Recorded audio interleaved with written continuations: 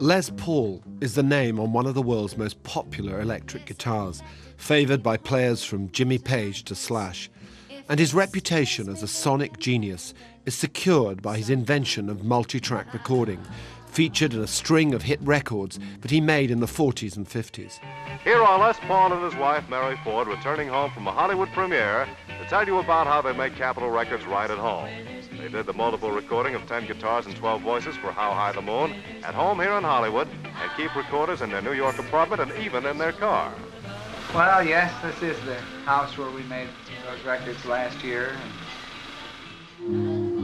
His career in music has followed the fortunes of the guitar and that perennial struggle to be heard. As Les himself put it, back in the 30s, more volume meant more tips. So he decided to electrify. The first time I tried it, I used a phonograph pickup, took the needle and I put it right down here. And when I did that, I got feedback and all kinds of problems. And none of them were complimentary. So you just took apart your father's Vitrola? No, I took the telephone. You took the telephone? Took the telephone. If you have a telephone, you talk into the transmitter, you talk into the send, and you're talking to somebody, that's a microphone. This part that you listen to is just two magnetic coils, okay? Those coils are wound on magnets, and by taking those out of the phone and putting them under the string, I said, lo and behold, look what I got, okay? So it was pretty simple. It was right in my living room. I didn't have to leave the living room to build an electric guitar. But when he amplified his acoustic guitar, Les had all sorts of feedback problems. He began experimenting with more solid materials to get a cleaner sound. So he headed for the railroad track to see which worked best, wood or steel. How did you find the railroad track? Now watch. I live right next to a railroad track. I just borrowed a wagon without the horse, and 6 of us kids pulled the wagon with this railroad track. And we took the railroad track, suspended a string along it, and compared it to a soft piece of wood, like balsa, like pine.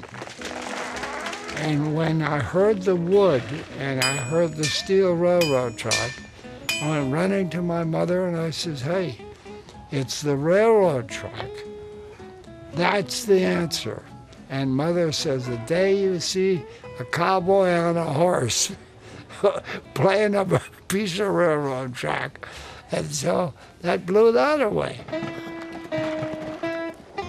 His mother had a point, and we'll come back to that. But Les had only just begun his adventures in electricity, and where better to pursue his quest than the electric city that was New York. When he got there, he seized the chance to conduct some unofficial market research on the electric guitar as it reached its largest audience ever on NBC radio. Les's jazz trio was performing nightly with Fred Waring at the Vanderbilt Theatre on Broadway. The performances were broadcast to an audience of millions via the radio, and many of the listeners wrote in with requests.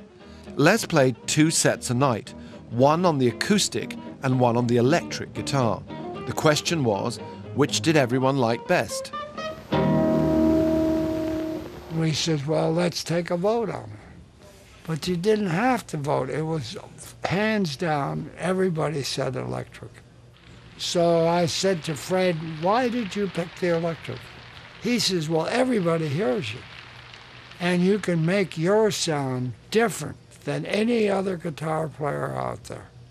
And I said, well, that's basically why I want the electric guitar, is because I'm no longer a wimp with this guitar. I now am a giant, because the saxophone player, I can just turn that volume up. I can turn that volume up, and I'm right in there with the best of them, you know. Who the hell wants to hear an electric guitar player?